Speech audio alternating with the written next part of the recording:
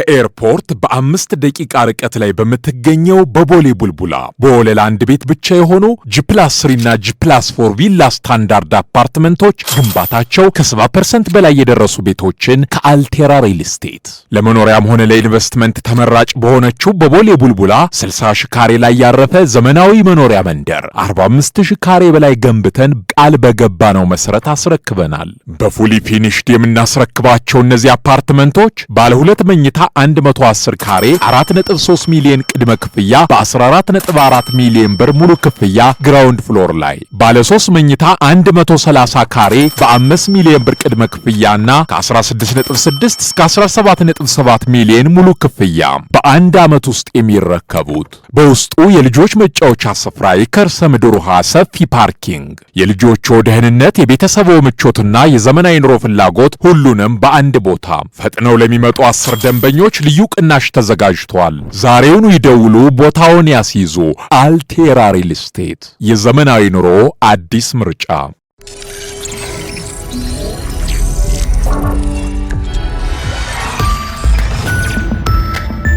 ይህ አዋዜ ሰበር ነው።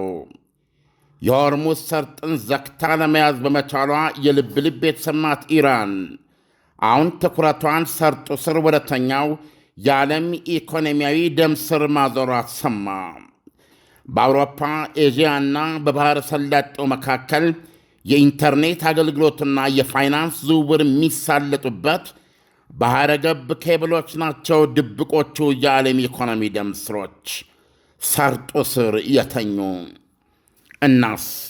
እናማ ኢራን አሁን የዚህ ሰርጡ ስር የተዘረጋ ኢንተርኔት ኬብል ተጠቃሚ የሆኑ የዓለማችን ግዙፋን ኩባንያዎችና መንግሥታዊ ወይም ከመንግሥት ጋር ትስስር ያላቸው ሚዲያዎች የአገልግሎት ክፍያ እንዲፈጽሙላት ትፈልጋለች። አልከፍልም ማለት አይቻልም። ምክንያቱም ኢራን እያቀረበች ያለው ጥያቄ ክፈሉ ወይም ተቆረጡ ነው። ፒንሷን ይዛ ሰጥቶ በመግባት በጥሳ ትጥለዋለች።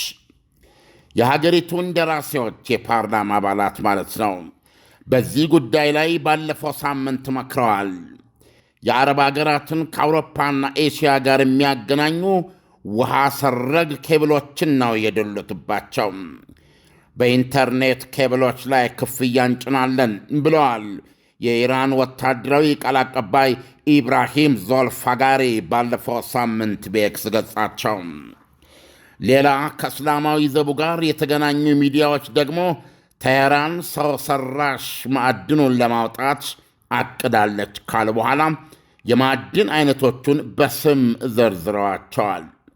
ጉግል፣ ማይክሮሶፍት፣ ሜታና አማዞን እነዚህ ናቸው ለኢራን ሕግ ተገዢ እንዲሆኑ የሚነገራቸው። እምቢ ካሉ ይቆረጣል። የነ አማዞን፣ የነ ጉግል፣ የነ ማይክሮሶፍትና ሜታን ባህር ጠለቅ ፋይበር ኦፕቲክ ኬብሎችን ዘርጊ ኩባንያዎች ደግሞ ለኬብላቸው መዘርጊያ ማስተላለፊያ የንግድ ፍቃድ ክፍያ ያደርጋሉ። ኩባንያዎቹ በሆርሙዝ ሰርጥና ፋርስ ባሕረ ሰላጤ ውሃ ስር ለሚተላለፉት ኬብሎች ብዙ መዋዕለ ንዋይ አፍስሰዋል።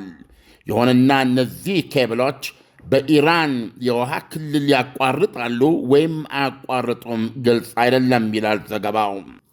ሌላው ችግር እነዚህ ግዙፋን ኩባንያዎች ለኢራን ሕግ ተገዢ እንሁን ቢል እንኳ የዩናይትድ ስቴትስ አሜሪካ ጥብቅ የማዕቀብ ሕግ ይህን እንዲያደርጉ ይከለክላል።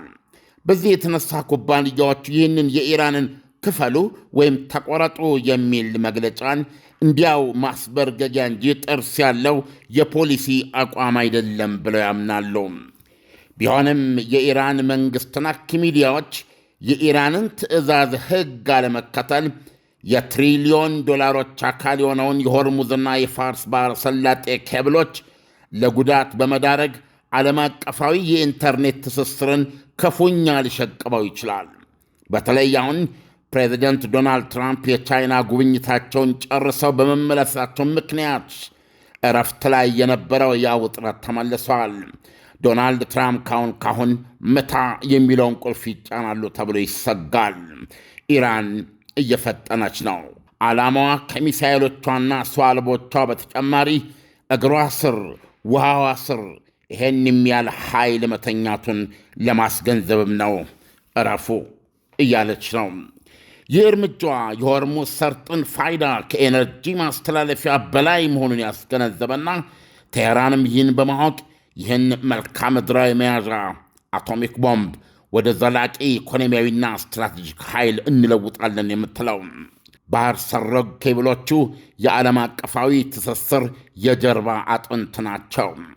አከርካሪ አብላጫዎቹ የዓለማችን የትየሌሌ የኢንተርኔትና የዳታ ዝውውር ተሸክመው የሚያስተላልፉ እነዚህን ኬብሎች መንካት ማለት የመረጃ ፍሰትን ፍጥነት ማንቀራፈፍ ብቻ ሳይሆን ከባንክ ሲስተም እስከ ወታደራዊ ተግባቦትና የሰው ሰራሽ አእምሮ ክላውድ መሠረተ ልማት ጨምሮ ብሎም የኢንተርኔት ጌሞችንና እንዲሁም የሚዲያ አገልግሎቶችን ወዘቀለጦሞ ሊያደርግ የሚችል መቅሰፍት ነው።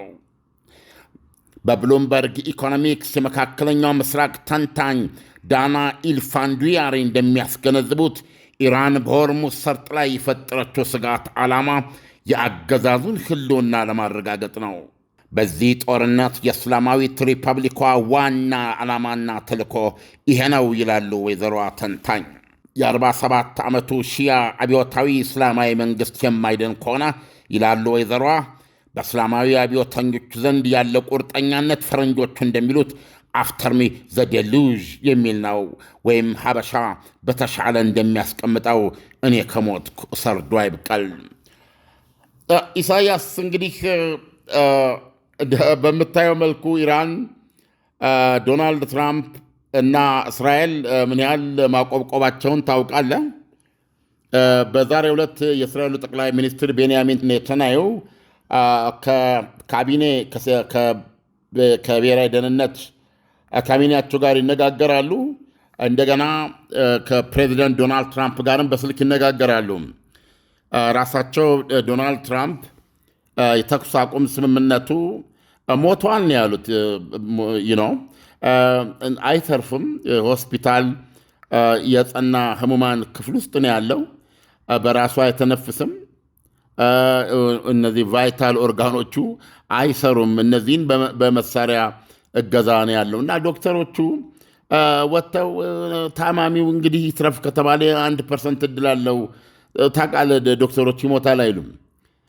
ስለዚህ ዶናልድ ትራምፕ ይሄን ተናግረው ነው ወደ ቻይና ሄደው የነበሩትና የተኩስ አቁሙ ጉዳይ የሞተ ያበቃለት ነገር ነው ብለው ነው ሄዱት። ስለዚህ አሁን እስኪመለሱ ነበር ይጠበቀው። አሁን ተመልሰው መንበራቸው ላይ ናቸው። ቀጥሎ ምን እርምጃ መውሰድ እንዳለባቸው ወታደራዊ ዕቅዶች ተነድፈው ማብራሪያ ተሰጥቷቸው ጠረጴዛ ላይ ነው የሚገኘው እና በማናቸውም ሰዓት ይህንን ከእስራኤል ጋር በመጣመር የሌላ ድብደባ ውስጥ ሊገቡ እንደሚችሉ የታመነ ነው። ስለዚህ አሁን እዚህ ኤክስፐርቶቹ የሚነግሩ ምንድን ነው?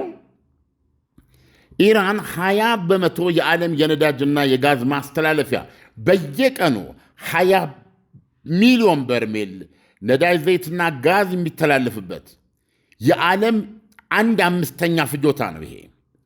ይሄንን ጠርቅማ ይዛ እስካሁን ባለው ዓለም በየቀኑ ሊያገኝ ይገባው የነበረውና በዚህ መዘጋት ምክንያት ያጣው ብታምንም ባታምንም ከ1 ቢሊዮን በርሜል በላይ ነው።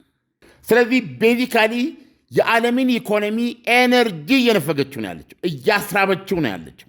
የአሁኑ ይባስ እንዲሉ በደንባራ በቅሎ ቃጭል ተጨምሮ እንዲሉ ኢራን እያለች ያለችው የላይኛው ነው እንደሚገርማችሁ እዚህ ሰርጤ ስር አውሮፓን፣ ኤሽያን፣ የአረብ ሀገራትን የሚያገናኙት የኢንተርኔት የዳታ ማሾሪያ ኬብሎች $1 ትሪሊየን የወጣባቸው ኬብል ናቸው። እነሱስ በጣጥሼ ነው ምጥልልህ። አሁን ጦርነት ውስጥ በሁለት መንገድ እያስጠነቀቀች ያለችው አሁን ኢራን አንዱ እንዳትተኩስ ነው፣ እንዳትገባ፣ እንዳትነኩኝ፣ ከነካችሁኝ እንደናንተ በመቶ የሚቆጠሩ ጀቶች እንደናንተ ጎተራ ያስለቀቀ ቦምብ የለኝም፣ ነገር ግን ሚሳኤል አለኝ፣ ሰው አልባ አለኝ፣ እንደናንተ ላያደሙ ይችላሉ። እንደናንተ ዶጋመድ ላያደርጉ ይችላሉ።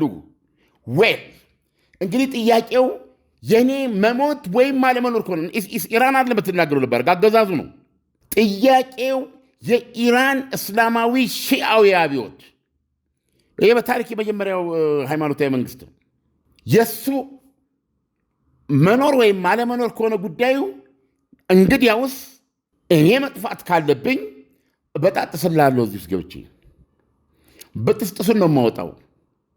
ክራሽ አረጋለሁ። የገንዘብ ዝውውርህ፣ የኢንተርኔት አገልግሎት እንግዲህ ለሰኮንድ ምን ማለት ነው? ቢያንስ እነዚህ ቅድም የነገርኩን የአረቡ ዓለም አውሮፓና የኤሽያ ኬብሎች ናቸው። እነዚህ ተብሎ ቢግ ትልልቅ አህጉሮች ናቸው። ስለዚህ አሁን እንዳትልኩኝ የሚል ይሄ አንዱ ማስጠንቀቂያ ነው። በሰላም ውስጥ ጊዜ አትለኝ እቅዷ። ስለዚህም አሁን በዚህም ሆነ በዛ አማራጩ ድርድር ነው ተብሎ ጦርነቱ ቢቀርላቸው አሁንም እስላማዊ አብዮተኞች እቅዳቸው ምንድነው? ዌል ቬሪ ጉድ አቶሚክ ቦምባችን አድኖናል። ይህ አቶሚክ ቦምብ ሆርሙዝ ሰርጥ ከላይም ከታችም ያለው አቅም ዲተረንስ ሆኗል ማለት ነው። ማንም አይል ከዚህ በኋላ እነሱ ላይ እጁን እንዳያነሳ ዋጋ ማስከፊያ መበገሪያ ሚሊተሪ አቅም ሆኗል ማለት ነው። ከዛስ አሁን በዚህ ሁኔታ ድርድር ነው መፍትሄው ሲባል ደግሞ አንደኛ በሆርሙዝ ሰርጥ ላይ ለማለፍ ገንዘብ ትከፍላለህ ኢራን በምታወጣው ተመን መሰረት። ሁለተኛ የምትተላለፈው በኢራን ፖሊሲ መሰረት ነው እና ኢራን የምትሰጠን ፎርም ሞልተ ነው። ቴክኒካሊ የኢራንን ፍቅር ጠይቀ ነው። ለኢራን ሆስታይል የተባለ ሀገር፣ ለኢራን ጠበኛ የተባለ ደመኛ የተባለ ሀገር አልፍም ማለት ነው እና ኢራኖች ቤዚካሊ ከውሃው በላይ ከዚህ ከመተላለፊያው ከሰርጡ በላዩም እንደ ማስተላለፊያ እንደገና ደግሞ ከስሩ የተኛውን የዚህ የኢንተርኔትና የዳታ ትራፊክ በኋላ ላይ ዲተረንስ ሆኗቸው ጦርነቱን ካቋረጠ በኋላ እንደገና ነገ ደግሞ ቻርጅ ነው የሚያደርጉት። በኋላ በነፃ አይደለም። ቅድም የጠሯቸው የዚህ አገልግሎታቸውን የሚሰጡ ትልልቅ ኩባንያዎች በኢራን ሕግ መሰረት የሚተመንባቸውን ግብር ክፍያ ይከፍላሉ ማለት ነው።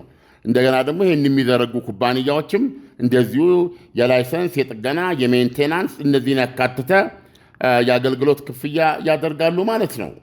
ስለዚህ እስላማዊ ቤተኞች አሁን ያቀዱት ቢያንስ እስካሁን ባለው ሊያሳውቁን አልቻሉም፣ ግን አውጥተዋል። እስካሁን ባለው በመርከብ $2 ሚሊዮን የሚለውን ይዘ እስከ $7 ቢሊዮን ሰርጡ ሊያመጣላቸው ይችላል በማስተላለፊያው። እዚህ በኬብሉን በተመለከተ ደግሞ የሚያወጡት ሌላ ምን ያህል ገንዘብ ሊያመጣላቸው እንደሚችል አስብ። ስለዚህ በአንድ ጊዜ በአንድ ወፍ በአንድ ድንጋይ ሁለት ወፍ። በዚህ በኩል ሚሊተሪ ዲተረንሳቸው ነው ኢስን አቶሚክ ቦምብ፣ በዛ በኩል ደግሞ የፈረንጅ ላም ነው የሚያልቡት የገንዘብ የሀብት ምንጫቸው ነው የሚሆነው። ትልቁ ጥያቄ ልታነሳ የምችለው ኢራኖች ይህን ለማድረግ አቅም አላቸው ወይ? አዎ አቅም አላቸው ነው የሚለው ትንተናው። አንዱ ኮምባት ዳይቨርስ አሏቸው። እነዚህ ምንድነው ጠላቂ ዋናተኞች ማለት ነው። እነዚህ ለውጊያ የሰለጠኑ ወይም ተዋጊ ጠላቂ ዋናተኞች አሏቸው። እዛ ውስጥ ሰርገው በፔንሳ ቆርጠው ለመምጣት ማለት ነው። በጣም ሳይዛቸው በጣም አነስተኛ የሆነ ሰርጓጆች አሏቸው። እንደዚሁም ደግሞ የውሃ ውስጥ ሰው አልቦች አሏቸው። በውሃ ውስጥ የሚንቀሳቀስ ሰው አልቦች በመርከብ ላይ ጉዳት ታደርሳለ። አሁን ለምሳሌ ዩክሬን ብዙ ጉዳት የራሽያ መርከቦች ላይ ያደረሰችው በሰው አልባ ጀልባዎች ነው እና ኢራኖችም ይህ አላቸው። ይህንን እነዚህ ስታጠናክር በአጠቃላይ ኢራን በዚህ የሰጠችው መግለጫ ወደ እኔ ላይ ጦርነት የምትጥሩ ከሆነ ዲጂታል ካታስትሮፍ በአያሌ አህጉሮች ውስጥ ይደርሳል ነው የምትለው። አየህ እንግዲህ ይሄ የምንጠቀመው በጠቅላላ ዲጂታል ቴክኖሎጂ ነው። በዚህ ጠቅጠቅጠቅ አድርገህ ነው ብርህን ወደዛ የምታደርገው፣ ብር ወደ አንተ የሚገባው። ይሄን ኢማጂን አድርግ። ይህን ዝውውር ይህን ትራንዛክሽን አስብ፣ ኢንተርኔት አስብ፣ ኤቭሪቲንግ ህይወታችን በሙሉ እዚህ ላይ ያረፈ ነው። ኦንላይን ጌምስ አሉ። እነዚህን አስብ እና በአንድ ጊዜ ነው ጨለማ ውስጥ ምከትህ እያለች ነው። እና ይሄ ደግሞ በቅርቧ ላሉ የሰላጤው ሀገሮች ደግሞ ምን ማለት እንደሆነ የራስን ግንዛቤ መውሰድ ይችላል። አሁን ትልቁ ነገር በጣም በዚህ ዘገባው ላይ የምትመለከተው ኢራንን ከጅምሩ በመፍራት እነዚህ የተዘረጉ ኬብሎች ከተወሰኑ የሁለት ኩባንያ ብዙ ያልተለመዱ የነሱ ካልሆነ በስተቀረ የብዙዎቹ የነ ማይክሮሶፍት፣ የነ ሜታ፣ የነ ጉግል፣ የነ አማዞን የነዚህ ኬብሎች ወደ ኦማን ውሃ ክልል ነው የተዘረጉት ይላል።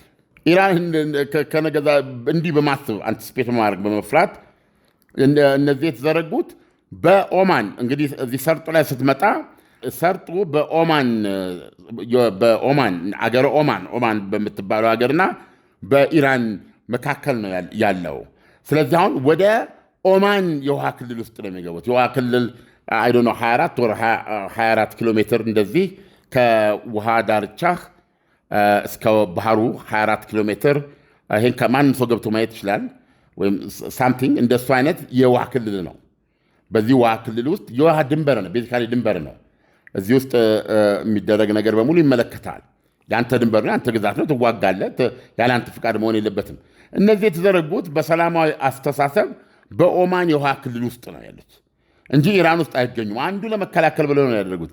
ነገር ግን ያቺ ሰርጧ እንደነገርኩ ጠባቡ ፖይንት ላይ 24 ኪሎ ሜትር ነች ነው የሚሉት። የመተላለፊያው ጠባቡ የምትባለው 24 ኪሎ ሜትር ነው የሚባለው። አሁን ይሄ የባህር ዳርቻ ያላቸው ሀገሮች ከ24 ኦር 30 ኪሎ ሜትር ያለው የውሃ ግዛታቸው የውሃ ዳር ድንበራቸውንና እስከ 350 ኪሎ ሜትር ገደማ ያለው ደግሞ የኢኮኖሚ ዞናቸው ነው። ገብቷል። አንዳንድ ህጋዊ ክርክርም ለማንሳት ያስችላታል። እስከዛ ድረስ ያለው እዛ ውስጥ ያለውን ማንኛውንም ኢኮኖሚያዊ ጥቅም አንተ ብቻ ነው የምትጠቀመው በ350 ኪሎ ሜትር ክልል ውስጥ። ልብ አድርግ፣ ውሃው በግዛትነት የአንተ አካል የሚሆነው 24 ኦር 30 ኪሎ ሜትር ማንም ሰው ጉግል አድርጋችሁ ማግኘት ትችላላችሁ። እዛ ውስጥ ነው፣ ያ ግዛት ነው። ማንም ትውር ማለት አይችልም። በዛ ለመተላለፊያነት መጠቀም አይችልም። ነገር ግን ከዛ ውጪ ከመሬት ድንበር እስከ 350 ኪሎ ሜትር የራስን ግዛት የውሃ ክልል ጨምሮ ወደዛ 300 ኪሎ ሜትር ገብተህ ኢኮኖሚያዊ እንቅስቃሴ፣ አሳ ማጥመድ፣ ነዳጅ ማውጣት፣ የተፈጥሮ ጋዝ ማውጣት፣ እነዚህ አንተ ብቻ ነህ ማድረግ የምችለው። በተለይ እዚህ ጠባብ ቦታ ላይ የኬብሎቹን መዘርጋት እየተጠቀማችሁ ነው። ይህም በመዘርጋት እናንተ እየተጠቀማችሁ ነው። ይህ በመዘርጋቱ ዓለም እየተጠቀመ ነው።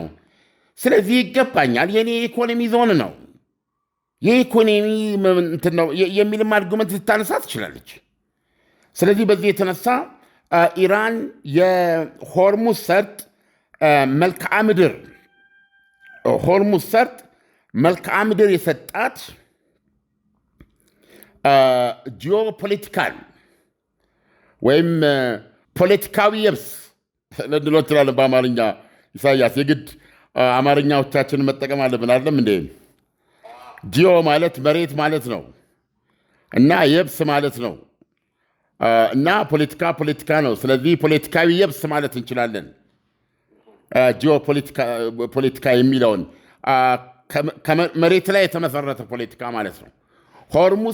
የሆርሙዝ ሰርጥ ያለበት ሁኔታ የሚገኝበት ቦታና ይህ ቦታ ያለው የአገልግሎት የሚጫወተው ሚና ነው ይህንን ጂኦፖለቲካል የሚያሰኘው ማለት ነው።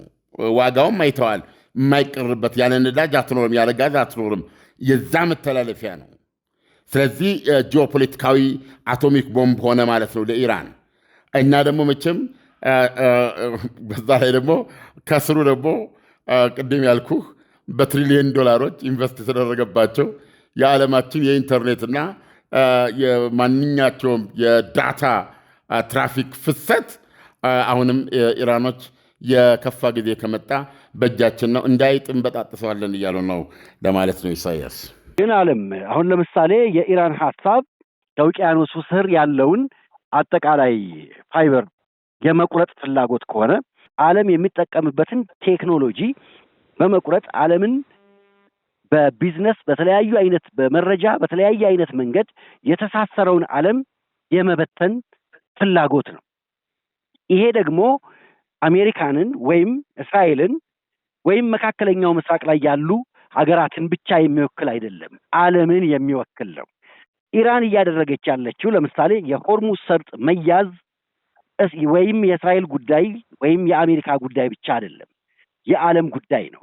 አሜሪካ ከአውሮፓ ጋር በነበራት ሰጣ ገባ ምክንያት አውሮፓውያኖች አብረው ኢራንን እየወጉ አይደለም።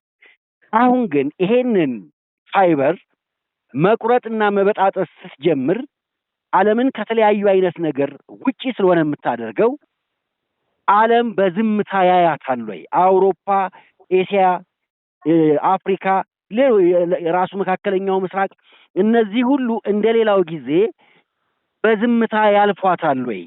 ከኤርፖርት በ5 ደቂቃ ርቀት ላይ በምትገኘው በቦሌ ቡልቡላ በወለል አንድ ቤት ብቻ የሆኑ ጂ+3 እና ጂ+4 ቪላ ስታንዳርድ አፓርትመንቶች ግንባታቸው ከ70% በላይ የደረሱ ቤቶችን ከአልቴራ ሪል ስቴት ለመኖሪያም ሆነ ለኢንቨስትመንት ተመራጭ በሆነችው በቦሌ ቡልቡላ 60,000 ካሬ ላይ ያረፈ ዘመናዊ መኖሪያ መንደር 45,000 ካሬ በላይ ገንብተን ቃል በገባነው መሰረት አስረክበናል። በፉሊ ፊኒሽድ የምናስረክባቸው እነዚህ አፓርትመንቶች ባለ 2 መኝታ 110 ካሬ 4.3 ሚሊዮን ቅድመ ክፍያ በ14.4 ሚሊዮን ብር ሙሉ ክፍያ ግራውንድ ፍሎር ላይ፣ ባለ 3 መኝታ 130 ካሬ በ5 ሚሊዮን ብር ቅድመ ክፍያና ከ16.6 እስከ 17.7 ሚሊዮን ሙሉ ክፍያ በአንድ ዓመት ውስጥ የሚረከቡት። በውስጡ የልጆች መጫወቻ ስፍራ፣ የከርሰ ምድር ውሃ፣ ሰፊ ፓርኪንግ፣ የልጆቹ ደህንነት፣ የቤተሰቡ ምቾትና የዘመናዊ ኑሮ ፍላጎት ሁሉንም በአንድ ቦታ።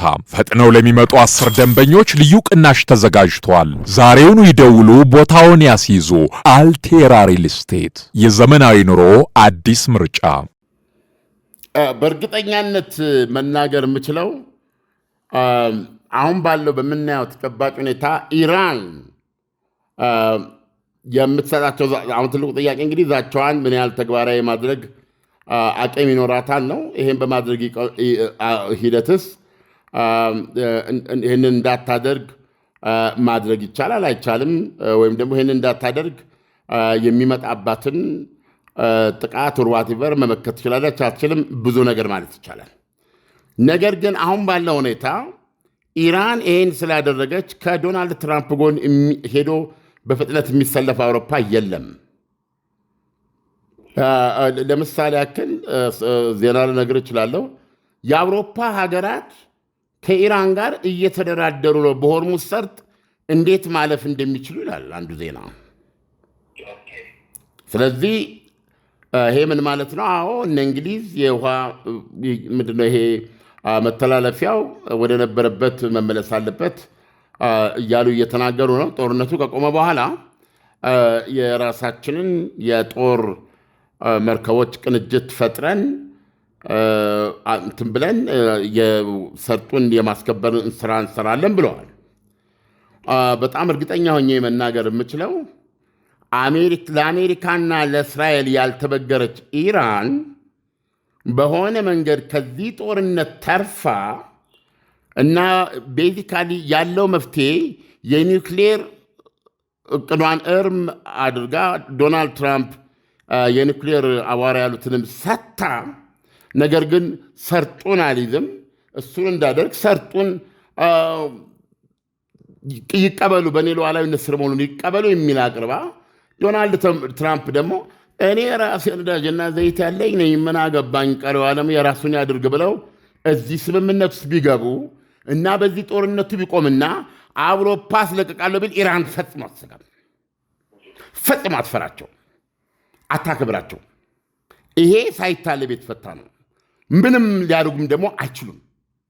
ሁለቱን ለመናገር ዓለም ታዲያ ይሄ ሳይታለም የተፈታ ከሆነ አውሮፓ አሁን በዚህ ሰዓት ከአሜሪካ ጋር ቆሞ ይሄንን ሰርጥ በፊት እንደነበረው በነጻነት ሁሉም ዓለም እንዲንቀሳቀስበት ማድረግ የተሻለ አማራጭ አይደለም። እሱ ለነሱ የሚተው ነው። እንግዲህ አሁን በምናየው ሪያሊቲ ግን ይሄንን ለማድረግም ብቸኛ አቅም ያላቸው ሀገሮች አሜሪካና እስራኤል ናቸው። የዚህም ፍላጎት ያላቸው አሜሪካና እስራኤል ደግሞ ይህን ውጊያ እንዳያካሄዱ ከጀርባ የቻይና የራሽያ ተጽዕኖ እንደዚህ ደግሞ የአውሮፓያኖቹ እስኪየው በሚል አሜሪካንን አጋልጦ የመቀመጥና ዶናልድ ትራምፕ ደግሞ በዚህ ውስጥ ፖለቲካ የሚከስራል። አሜሪካም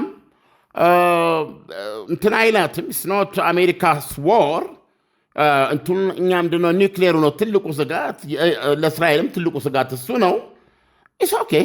ሌላ ጊዜ ደግሞ በቀጣይ ማዕቀቦችን ሙሉ በሙሉ ስለማናነሳ ዋቴቨር ምናምን በሌሎቹ ላይ በሚሳይሉ በምናምና ወደፊት እንነጋገራለን ብለው ዶናልድ ትራምፕ እስራኤልን ይዘው ከዚህ ጉዳይ የሚወጡ ከሆነ በጣም እርግጠኛ ሆኖ መናገር ምንም ተመራማሪ መሆን ሳያስፈልግ አውሮፓ አንድ ነገር ማድረግ አይችልም።